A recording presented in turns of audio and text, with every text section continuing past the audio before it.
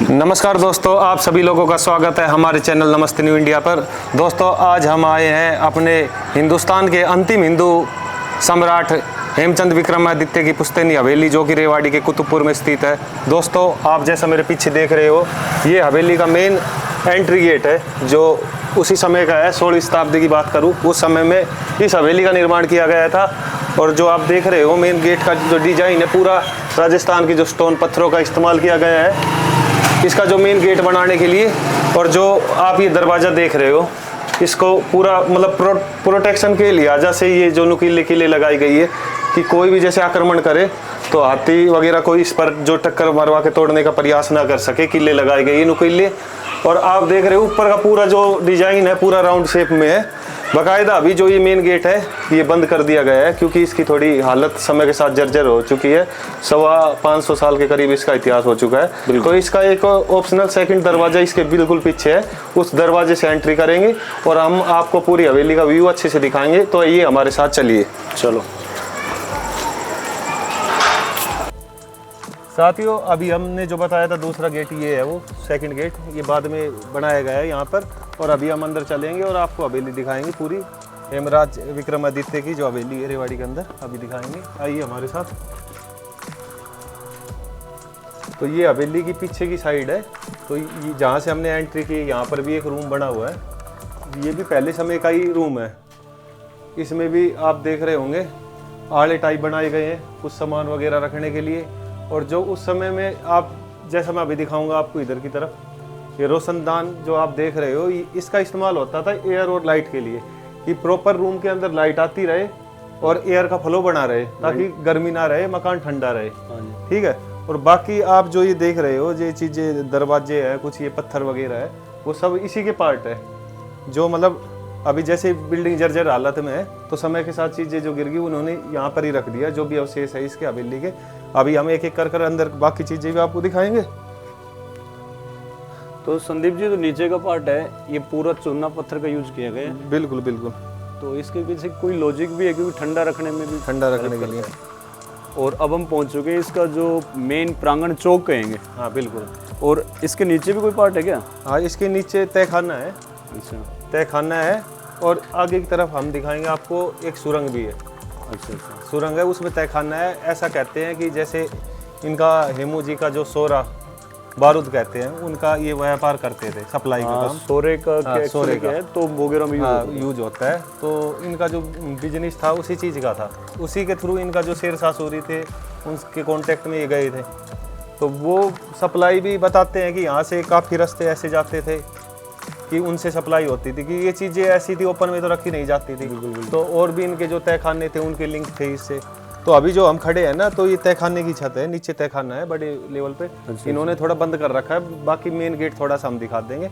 बाकी आप प्रांगण में आप देख रहे हो जो इस जो हवेली का स्ट्रक्चर बनाया गया है, ये जो पत्थर देख रहे हो आप, इस पे ये पूरा छज्जा रुका हुआ है। ये रेड स्टोन देख रहे हो ना, घोड़े के शेप में, इस पे ये पूरा ये जो वेट है ना, इसमें ना कोई सरिया है ना कोई वैसी चीज़ इस्तेमाल, ओनली इस पत्थर पे रुका हुआ है सारा। और जो इसका निर्माण किया गया है, यही अपने राजस्थान के जो पत्थर है आसपास की पहाड़ियों के, उस पत्थर का इस्तेमाल किया गया है इसे बनाने में। और ये आप पिलर देख रहे हो, ये सब अपने आप ज़्यादातर जो भी अपनी पुरानी बिल्डिंगें, महल या हवेलियाँ देखोगे, सब में इसी तरह के आपको गेट के डिजाइन मिलेंगे लगभग सेम। और जो आड़े आप देख रहे हो अलग अलग तरीके के, मैं इधर से भी दिखाऊंगा आपको। ये आड़े वगैरह इसी चीज़ के लिए, लाइटिंग वगैरह के लिए बनाए जाते थे। और दोस्तों, अंदर भी एक रूम है, चमगादड़ अंदर होने की वजह से बंद कर रखे हैं ये। बाकी ये इनके मतलब बेडरूम, गेस्ट रूम, ऐसे मतलब इनको अलग अलग उसमें डिवाइड कर रखा था। बाकी इधर भी एक रूम है, ये भी तो इन्होंने बंद कर रखा है इसी कारण से कि इसके अंदर चमगादड़ ना जाए। और जो मेन जो एंट्री हमने जहाँ से स्टार्ट किया था वीडियो को, मैं दिखाना चाहूँगा आपको, वो मेन रास्ता इधर से है। जो एंट्रेंस था हवेली का वो इधर से है। बाकी इसको अभी बंद कर दिया गया है इधर से, क्योंकि बिल्डिंग काफ़ी पुरानी, 550 साल के लगभग हो गए इस बिल्डिंग को। तो काफ़ी जर्जर हालत में, तो कोई किसी प्रकार की इंसिडेंट ना हो जाए, कोई जनहानि ना हो जाए, इस कारण इसको प्रॉपर बंद कर दिया गया है भार्गव फैमिली द्वारा। और अभी हम ऊपर के फ्लोर पर चलते हैं। और उससे पहले मैं एक बार वो दिखा देता हूँ आपको, तहखाने जो मैंने आपको बताया था ना, ये रहा। इधर आ जाओ, इधर दिखाऊंगा मैं आपको। तो दोस्तों मेरे जूते चल रहे हैं यहाँ पर, चमगादड़ का मल है। तो इसको मैं थोड़ा सा एक बार कोशिश करूँगा। नीरज इस पे हाथ डालना थोड़ा सा,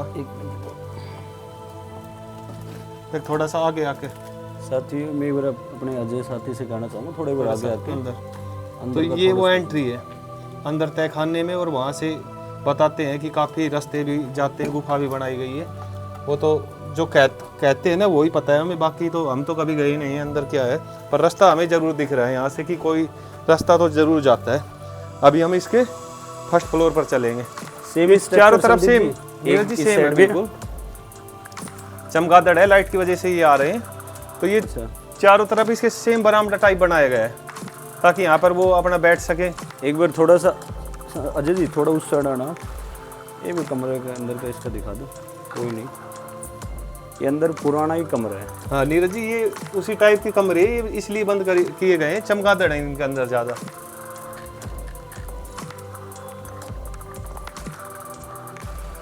और एक बार मैं दिखाना चाहूँगा, एक यहाँ पे देखना कुछ नन्हे पक्षियों के भी घोंसले बनाए हुए हैं यहाँ पे, मतलब अपने आप बनाए हुए हैं पक्षियों ने।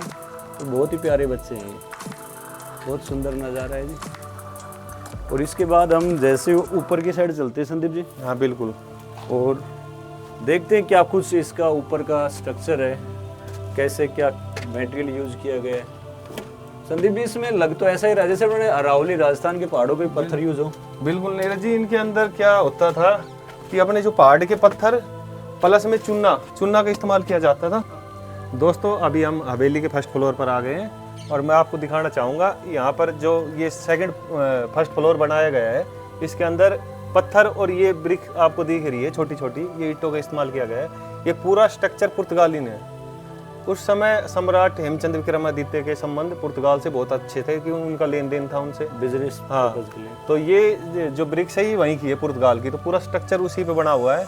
सामने से मैं आपको दिखाऊंगा, यहाँ पे इनके झरोखे थे, आगे का वो भी मैं आपको दिखा देता हूँ एक बार। बालकनी छज्जे हाँ। ऊपर चीज है जी पूरी, बिल्कुल। यहाँ से जैसे वो देखते थे आगे का, और ये तो पूरा संदीप जी राजस्थान का जो रेड पत्थर है, बिल्कुल बिल्कुल उसका बना हुआ लग रहा है। रेड स्टोन अपना भरतपुर में बनता है, उसी का है, पूरा डिजाइन किया हुआ है। भाई साहब समय के साथ ये थोड़ा हल्का तो पड़ गया है, कलाकारी। हाँ पूरा डिजाइन किया गया है ये उसी समय की। आपको दिखाना चाहूंगा, देखो डिजाइन सामने से देखो, एज इट इज करीबन ये मान के चलो आप 550 साल पहले की चीज़ है, जो एज इट इज आज भी वही चीज़ें वही बनावट। ये थोड़ी अगर इसकी सफाई करें ना तो आज भी ये चीज़ें वही दिखाई देगी और आपको। बिल्कुल संदीप जी ऐसा लग रहा है जैसे कलाकारी का एक ऐसा अनूठा नमूना है तो जो अपने इनका मुंह से यहाँ बोलने से लायक है। क्या है, ये थोड़ी निगरानी भी रखते थे बाहर की तरफ, इनके सैनिक वगैरह भी यहाँ पर खड़े होते थे कि कोई भी शत्रु अगर बाहर से आ रहा है तो उसका पता चल जाए। अब इसके अंदर वाले पार्ट को दिखाओ संदीप जी। तो ये नीरज जी इनके होल थे, इन पे क्या एक्चुअली करते थे इनकी। भाई साहब एक बार ऊपर देखो आप संदीप जी, बिल्कुल ये पूरा जो आप देख रहे हो ना, एक कितना हैवी लकड़ी पर पूरा छत का वजन टिका हुआ है। बिल्कुल। तो नीरज जी इनके अंदर ये साड़ की लकड़ी इस्तेमाल की गई थी, आप देख रहे होंगे पूरी पट्टी, और ये ठंडे रहते थे मकान बिल्कुल, इनके अंदर गर्मी का कोई नाम निशान नहीं है। ऊपर चूना, उसके नीचे लकड़ी के, उसके नीचे पत्थर है कुंड वाले टाइप के, बिल्कुल। फिर लकड़ियां हैं, बहुत अजीब ही चीज जो है। अपनी अरावली श्रृंखला है ना कुंड के पास, उसके अंदर जो सलेटें निकलती है वो भी लगाई गई है इसके अंदर। और दोस्तों ये हॉल बनाए गए थे, मेन पर्पस था इनकी जो मीटिंग वगैरह होती थी, बैठकें होती थी, उसके लिए मैं दिखाऊंगा दोनों साइड, मतलब जो सेम लुक के अंदर सेम मतलब डिजाइन किया गया था दोनों हॉल को। और इसके अंदर एक इनका मैं कह सकता हूँ स्टोर रूम, तो इनके अंदर जो भी उनकी ज़रूरत के सामान थे वो इनके अंदर रखते थे, वो अपने स्टोर रूम के लिए बनाई गई थी ये सब चीज़ें। तो अभी तो इसके अंदर थोड़ा सा कूड़ा कचरा पड़ा है ना, समय के साथ चीजें क्या हो गई, कहीं ना कहीं देख रेख की अभाव में बिल्कुल खस्ता और होती एक जा ये रही जो डिजाइन दिखाऊंगा मैं इधर एक बार देखना, ये एक्चुअली होई का एक व्रत होता है हमारे हिंदू धर्म के अंदर, तो उस होई माता का ही एक वो बनाया गया है कलर, कितना कलर आज भी देखो चमक रहा है। तो ये तो किसी ने बाद में बनाया, बाद में बनाया है, पर ये अपने हिंदू धर्म के अंदर एक बिल्कुल पूजा की जाती है इस त्योहार पे। तो इसके साथ ही थोड़ा सा मैं और आगे चल के दिखाऊंगा, ये इसका प्रांगण था, ये दोनों बैठ के बिल्कुल फर्स्ट फ्लोर का प्रांगण, हाँ प्रांगण था, और ये सेम बिल्कुल सेम एज इट इज बनी हुई थी।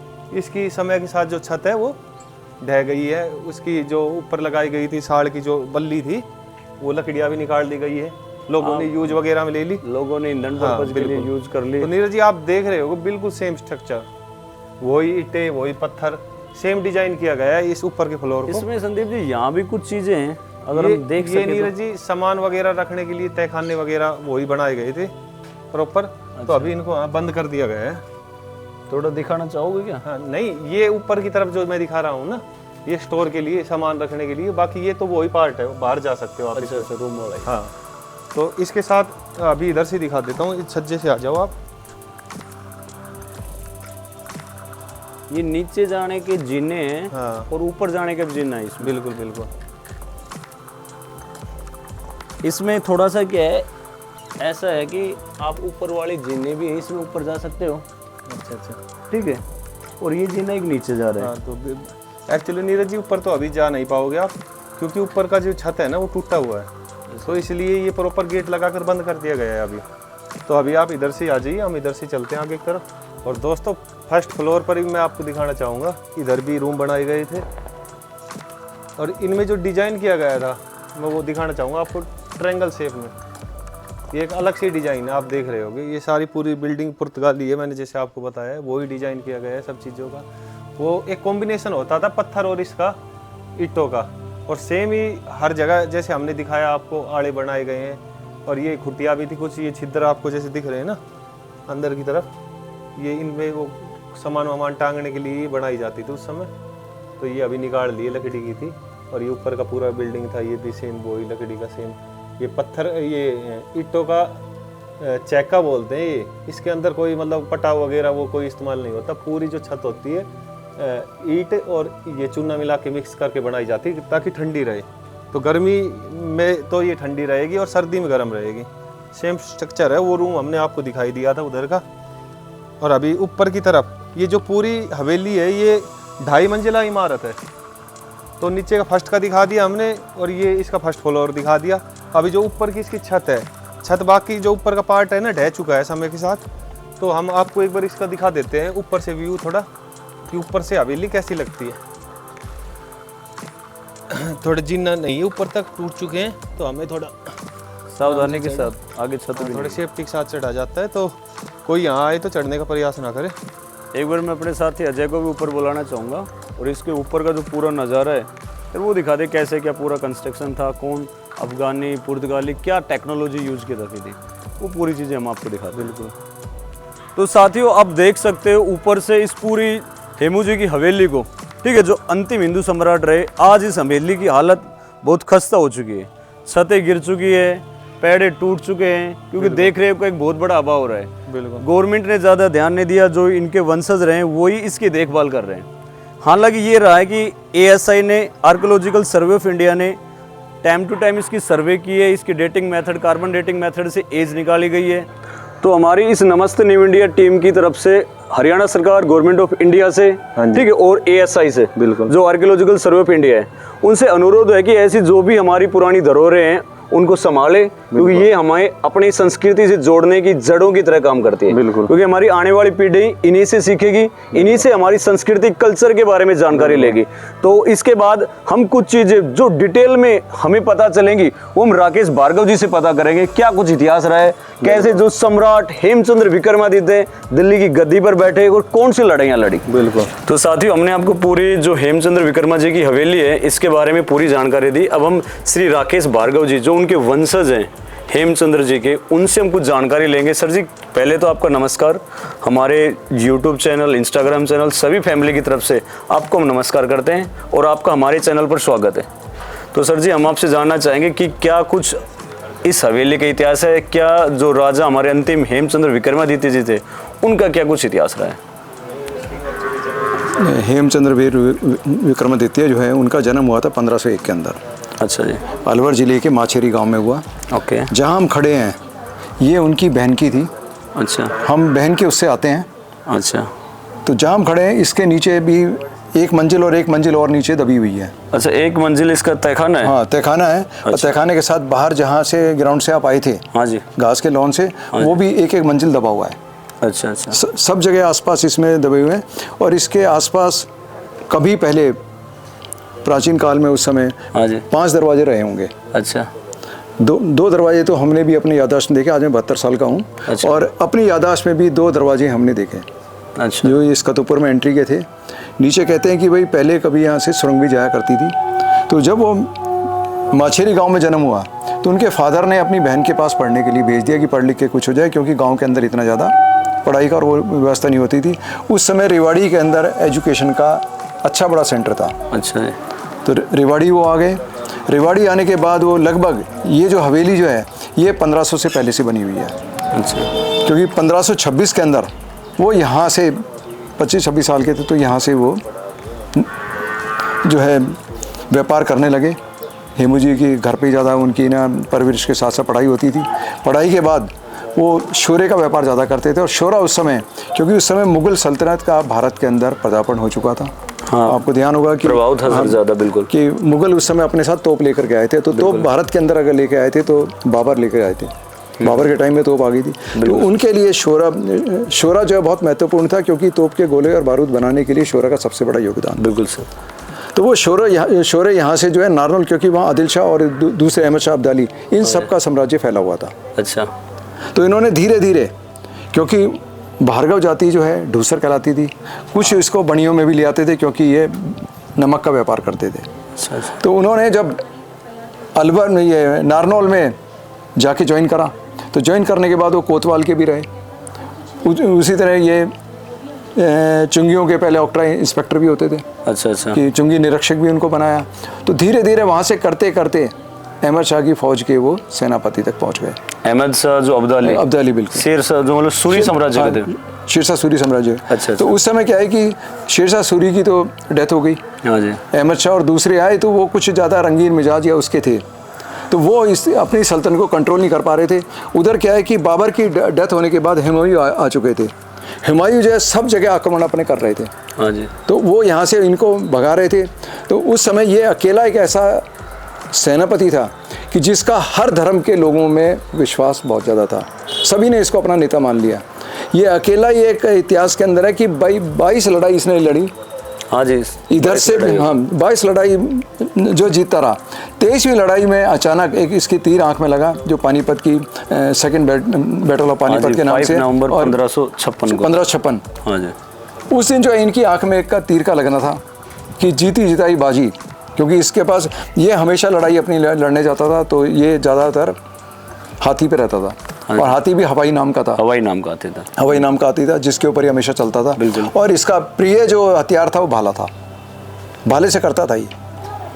तो इस तरह से ये लड़ाइयाँ अपनी जो है लड़ता रहा। 22 लड़ाई इसने जीती, सबको इकट्ठा लेकर गया और ये अंतिम हिंदू सम्राट भी रहा भारत का। इसके बारे में एक और उसमें आती है, क्योंकि कुछ रिसर्च उसके अंदर आया कि जिस समय इसको पानीपत के अंदर जब इसको तीर लगा तो इसको जो है बैरम खां, क्योंकि अकबर उस समय 12 साल का था, अकबर तो मैदान में आया नहीं। हाँ जी। बैरम खां ही सारा कर रहा था। हाँ, तो उसका अंगरक्षक था ना बैरम खान। बैरम का अंगरक्षक कह लो या सरप्रस्त जिसको कहते हैं, कि अंगरक्षक नहीं, एक तरह से उसका केयर टेकर था। वो केयर टेकर ही लगा, सरप्रस्त भाषा में वो बोलते हैं। तो उसमें क्या है कि बैरम खां जी ने अकबर को उस समय कहा कि भाई हम लड़ाई जीत रहे हैं, क्योंकि जैसी वो भाला जो ये एक तीर जो उसकी आंख में लगा तो वो अपने हाथी के अपने ओहदे पे गिर गया। फिर भी इसने बड़ी बहादुरी से कि एक हाथ से उसको तीर को निकाला, तीर से उसकी आंख भी बाहर आ गई, जितना लड़ सकता था लड़ता रहा। उसके बाद जो महावत है वहाँ से अपने हाथी को लेकर के वहाँ से बाहर निकलने की कोशिश करी, लेकिन ये उस समय पकड़ा गया। अब पकड़ने के बाद कुछ इतिहासकार तो कहते हैं कि भाई इसका बैरम खां ने इसका जो है वध करा दिया इसका। हाँ जी। तो वहाँ पर सैदापुर गांव है पानीपत के अंदर, पानीपत में, वहाँ अभी भी इसकी समाधि है। उसके ऊपर भी कुछ इन्हें अपनी दरगाह का वो क्लेम करते हैं। तो वो जो है अब वहाँ पर सब अलाउड है, ताला उसका लगा हुआ है, वहाँ तक सारे जाते हैं, देख के आते हैं। मैं भी वहाँ पर विजिट जो है 3 बार कर चुका। और पानीपत म्यूज़ियम में भी इनके बारे में इतिहास के अंदर कुछ वहाँ पर जो है सामग्री रखी गई है। इसकी वाइफ के लिए कहते हैं, क्योंकि इसके कोई इशू नहीं था, वाइफ के लिए कहते हैं कि वाइफ को कुछ उसके जो विश्वस्त जो इसके घुड़सवार थे वो टुकड़ी इसकी वाइफ को लेकर के चली, और वो नारनौल तक कहते हैं कि भाई नारनौल तक वो पीछा करने जब लगे तो उनके पास जितना भी सोने की दिनारें थी वो अपने फेंकते हुए चले गए, अशरफी अपने फेंकते चले गए। तो मुस्लिम जो है जो थे वो केवल लूटपाट में लगे रहे और वो सेफ एंड साउंड नारनौल तक चली गई। ये इतिहास के अंदर उसका इतना वर्णन है। अब इस हवेली पे बाद में हम सीधे आते हैं। हवेली में भी क्योंकि वो शुरू के अपने दिनों में रहा, जितना वो उसने उसके बाद इस हवेली को डेवलप भी कराने में बाहर से भी लेके आया, क्योंकि जितनी भी ये बनी हुई सामने है, कुछ पर्शियन की है, कुछ पुर्तगीज़ की है। अच्छा, उस साइड भी हमने कुछ हवेलियाँ देखी थी बनी हुई है, वो हवेलियाँ भी इसी के टाइम पीरियड की है सर अलग है? कुछ इसके बाद की ज़्यादा हैं। अच्छा अच्छा, इसके टाइम पीरियड की तो बराबर एक दीवार है। हमारा भी जो पुराना रेजिडेंस है अच्छा, वो भी जो है तकरीबन 350-400 साल अब हो जाएंगे। 350 तो मान के आप चलिए कि 350 साल का वो भी है। लेकिन उसके नीचे भी ना तहखाने हैं, अब तो तहखाने बंद कर दिए गए। तो सर हमें इसके भी अगर हवेली की उम्र नहीं देखें तो लगभग 550 साल।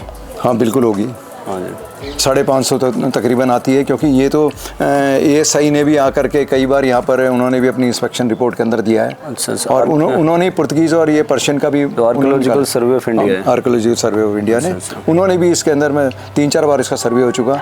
जितना ये जो सामने अभी आप देख रहे हैं, हाँ जी, ये जो चूने और इसका जो मिश्रण से, तो उन्होंने सजेस्ट करा कि भाई आप इसकी रिपेयरिंग केवल उससे कराओ। अच्छा अच्छा, नहीं तो पहले बीच में तो बहुत गिरने के हालत में हो गई थी, इसको जितना रिपेयर अभी करा सकते थे उसको कराया कि भाई ये कुछ प्रिजर्व करने लायक हो जाए, क्योंकि इसमें इस समय खर्चा बहुत ज़्यादा है। बिल्कुल सर, बहुत ही ज़्यादा है, जहाँ कि तक हम लाखों की बात नहीं है, उससे ज़्यादा का ही है। थोड़ा देख पा रहे हैं तो समय के साथ थोड़ी सी इसकी जो कंस्ट्रक्शन है उसमें काफ़ी मतलब कहीं ना कहीं एक टाइम पीरियड को क्रॉस करते हुए एक अलग ही स्ट्रक्चर में पहुंचती जा रही है। अगर अब नहीं संभाला तो सर फ्यूचर में कहीं ना कहीं चीज़ें मिल जाएंगी। इसको हम धीरे धीरे इसको कर रहे हैं, धीरे धीरे कर रहे हैं इसको कि भाई धीरे धीरे रिपेयर होता रहे। अच्छा, हमें भी इस हवेली के महत्व का भी इतना शुरू में नहीं पता था।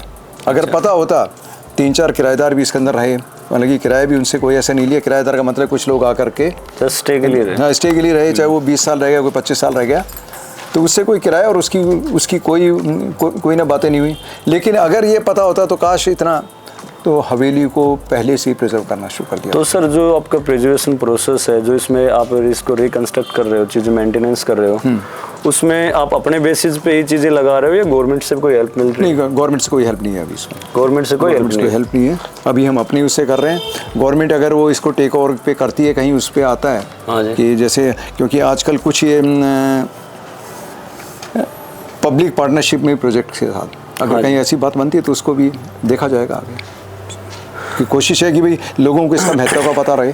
तो जैसा कि हमने सर से बातें की, इस हवेली के बारे में जानकारी प्राप्त की, सर ने हेमचंद्र विक्रमादित्य जो अंतिम हिंदू सम्राट थे उनकी जानकारी हमें प्रदान की, क्योंकि 1501 में उनका जन्म हुआ और उसके बाद 1556 तक उन्होंने जो सूरी साम्राज्य था उनकी तरफ से लगभग 22 लड़ाइयाँ लड़ी और 22 की 22 लड़ाइयाँ जीती हैं।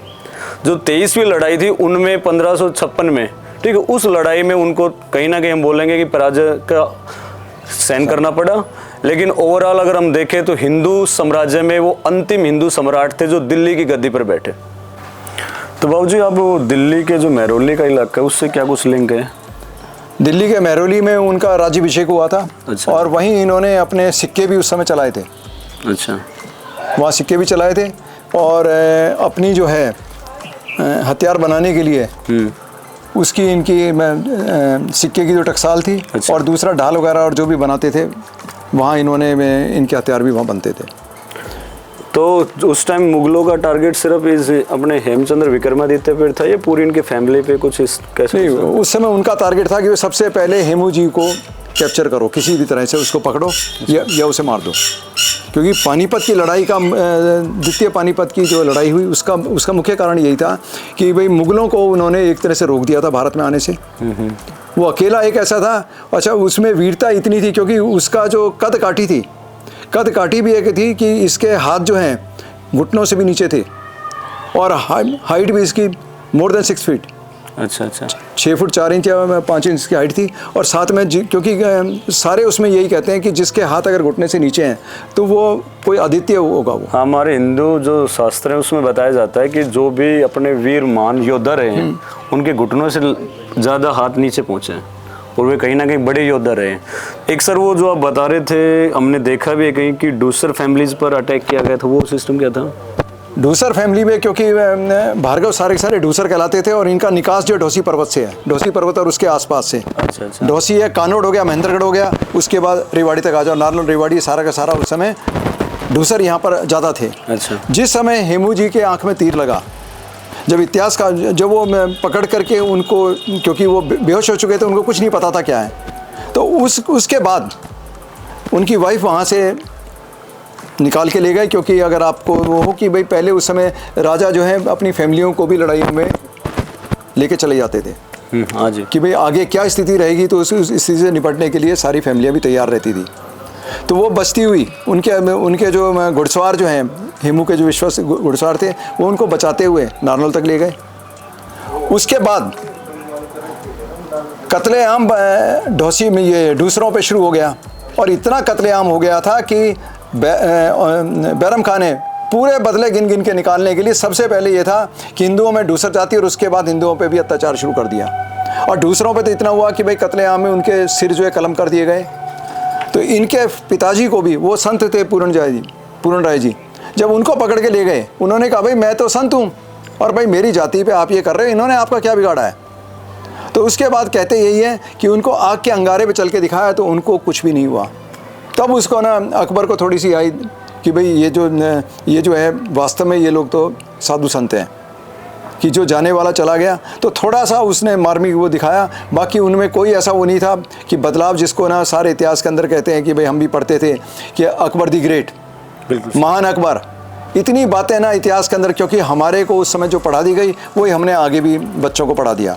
इतिहास बाद में निकल कर आ रहा है। हेमू पे भी आज से 30 साल पहले 1 या 2 किताबें थी, आज उनके ऊपर सैकड़ों किताबें निकल गई हैं। तो ये तो सर अपना जो कैरिकुलम सिस्टम रहा है, एजुकेशन सिस्टम, उसमें अब देखते हैं तो हमें पूरा इतिहास मुगलों का ही पढ़ाया गया है। बिल्कुल हमने तो कोई हिंदू सम्राट पढ़ा ही नहीं गए, कोई वो नहीं पढ़ा है। मैं इसलिए कह रहा हूँ क्योंकि मैं भी शिक्षा क्षेत्र से हूँ, तो मैं भी शिक्षा क्षेत्र से और साथ में स्टेट टीचर अवार्डी रहा हूँ मैं। बिल्कुल सर, कि हमें जो पढ़ाया गया वही उठा के हमने पढ़ा दिया। अब जो चीज़ें निकल कर आ रही हैं उसका विरोधाभास भी होता है, क्योंकि कैरिकुलम स्ट्रक्चर के अंदर बदलाव तो लाने की इस समय बहुत ज़्यादा आवश्यकता है कि सबको पता लगे, यूथ को पता लगे भाई क्या था हमारा इतिहास, क्या था। क्योंकि जो अपने इतिहास को अगर संजो के नहीं रख सकते वो देश आगे नहीं चल सकता। तो इसीलिए हमारे देश ने अपने इतिहास को संजो करके आ रहे हैं। मैं इसमें एक उदाहरण और दे देता हूँ अभी, कि भार्गव स्तर की बात आ रही है कि जो मिसाइल का वो आया, ये भी जो है परशुराम जी का है, कि परशुराम की भी गाथा को भी आज सबने मान लिया है